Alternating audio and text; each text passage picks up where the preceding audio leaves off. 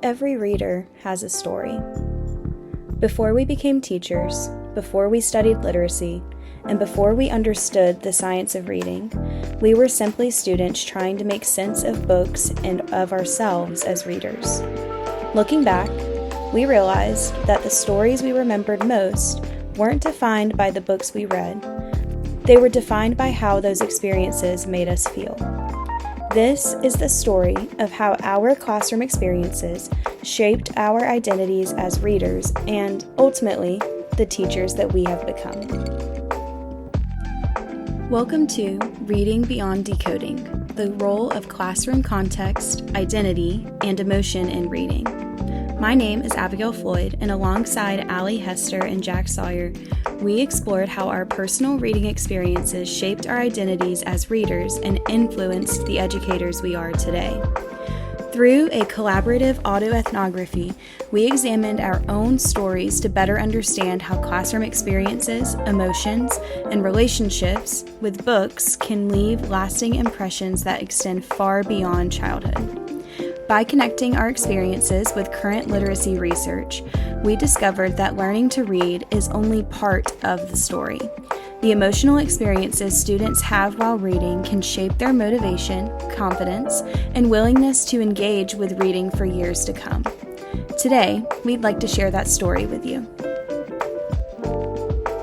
If someone asked the three of us today whether we enjoy reading, we'd all probably answer yes, but there was a time when none of us would have answered that question the same way. As we began sharing our stories, we realized we weren't simply remembering books, we were remembering moments. Some made us feel excited, others made us feel embarrassed, frustrated, or discouraged. Years later, we could still remember exactly how those moments felt. That made us wonder why. Why do some capable readers stop wanting to read? And how do those emotional experiences shape the readers and eventually the teachers we become? Those conversations become the foundation of this study. Reading text can prompt intense emotions, and these emotions profoundly influence learning from text.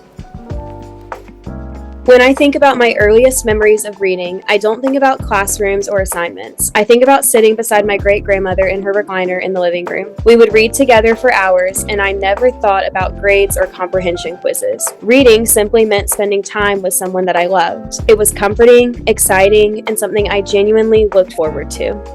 My favorite place to read was at my grandparents' treehouse. I would carry books about oceans, ancient civilizations, and National Geographic up the ladder and spend hours imagining worlds far beyond my own. Every page answered one question while creating 10 more. Reading wasn't something I had to do. It was something I couldn't wait to do. Before reading became connected to school, it felt like discovery. Every story introduced me to someone new or somewhere I had never been before. I wasn't worried about how fast I read or whether I understood every detail. I simply enjoyed the experience of getting lost in a story. Looking back, we realized something important. Before academic expectations enter the picture, reading wasn't about performance. It was about curiosity. It was about connection. And it was something all three of us loved. Our experiences weren't unique. Research consistently shows that early positive reading and experiences, especially those centered around relationships, choice, and enjoyment, help children develop stronger reading motivation and more positive reading identities. Reading engagement emerged as a key link between anxiety, self-efficacy, cognitive processes, and reading outcomes. As we got older, something slowly changed. For me, it happened during popcorn reading. One day my teacher called on me, and I realized I had completely lost my place. I stumbled through the passage while feeling every pair of eyes in the room. I can still remember the embarrassment I felt. After that day, reading aloud became something I tried to avoid instead of something I enjoyed.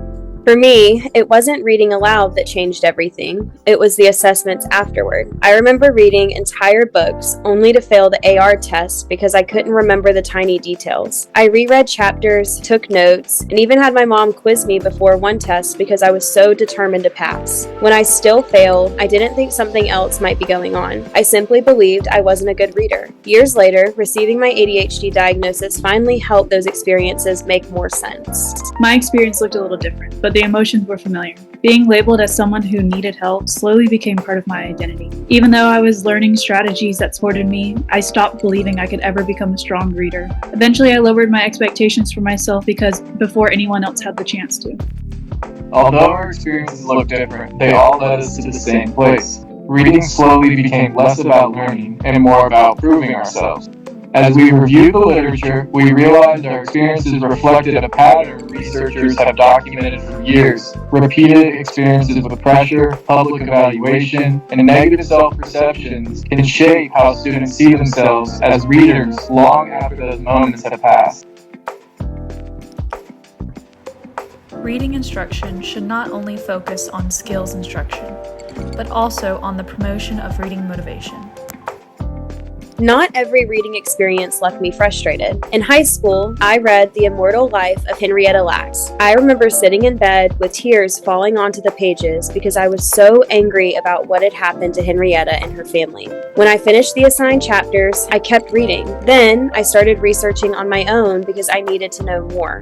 Years later, A Court of Thorns and Roses reminded me of something I hadn't felt in a long time. I looked up after hours of reading and realized I had completely lost track of time. Reading had become an escape again. For me, that moment came when learning about Native American history. The more I learned, the more questions I had. Instead of stopping when the assignment ended, I kept searching for more books because I genuinely wanted to understand. Reading wasn't about completing a task anymore, it became a way to keep learning. Mine happened more gradually. Books like EDUC slowly changed the way I thought about reading. At first, reading felt like work, but eventually, I caught myself wondering what would happen next. For the first time in a long time, I wasn't reading because I had to, I was reading because I wanted to. Those books were different, our stories were different, but they all reminded us of the same thing. Emotion has the power to change our relationship with reading. The literature suggests that meaningful, emotionally engaging text can reshape reading motivation. When students connect personally with what they read, they begin rebuilding confidence and seeing themselves as readers again. Looking back, that is exactly what happened in each of our stories. The educational context in which the act of reading takes place should be considered because emotional factors interact with cognitive processes during reading instruction. When we began this project, we expected to find 3 completely different stories. Instead, we kept discovering the same themes. Positive emotional experiences helped us see ourselves as readers. Negative experiences, whether they came from labels, pressure, or repeated frustration, shaped our confidence long after those moments were over. What surprised us most was that one meaningful reading experience could begin changing that story. Across the studies we reviewed, one theme appeared again and again. Emotions, relationships, and classroom experiences all influence how students develop as readers. Rather than separating our stories from the research, we found that they reinforced one another. Reading isn't only a cognitive process, it is deeply emotional as well.